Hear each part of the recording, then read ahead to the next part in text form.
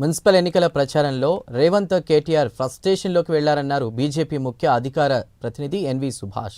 Modi number 1 leader కాబట్టే ఆయన పేరు చెప్పి ఓట్లు అడుగుతున్నామన్నారు.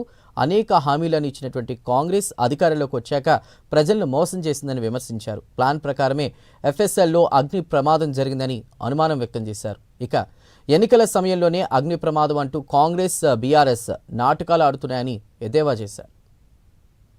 ఉద్యోగస్తులు ఒకటా రెండా మూడా కాంగ్రెస్ అంటే ప్రభుత్వం ఇచ్చిన హామీలన్నిటి కూడా జూటా హామీలు అని చెప్పి కూడా ప్రజలందరూ కూడా గమనించి మీరు ఏ స్థాయికి దిగజారిపోయినారంటే మీకు కాంగ్రెస్ పార్టీకు బీఆర్ఎస్ పార్టీకు ఎంత పెద్ద బంధం అంటే ఇవాళ నిన్న జరిగిన సంఘటన forensic science laboratories red hills లో 52 సంవత్సరాల నుంచి 1974లో మొదలుపెట్టిన ఈ యొక్క ఫోరెన్సిక్ సైన్స్ లాబొరేటరీస్ లో అక్కడ అగ్ని ప్రమాదం ఎంత క్యాజువల్ గా అయిందంటే అది ఇన్సిడెంటల్ గా కోఇన్సిడెంటల్ గా ఇంటెన్షనల్ గా ప్రజలందరూ కూడా ఆలోచించే ఒక తెరని ఇవాళ మీరు బయటికి తీసుకొచ్చినారు. 52 సంవత్సరాల్లో ఎప్పుడు కానీ యాక్సిడెంట్ ఎప్పుడు ఇబ్బంది లేని ఒక మంచి సంస్థను దాంట్లో ఎన్నో రికార్డ్స్ ఏవైతే ఉన్నాయో ఎన్నో రికార్డ్స్ ఫోన్ ట్యాపింగ్ దగ్గర నుంచి పట్టుకొని ఓటుకు నోటు కేసు మావోయిస్టులకు సంబంధించిన అనేకమైన రికార్డ్స్ కీలకమైన పత్రాలు డిజిటల్ ఆధారాలు ఉండే గుండెకాయ లాంటి ప్రాంతంలో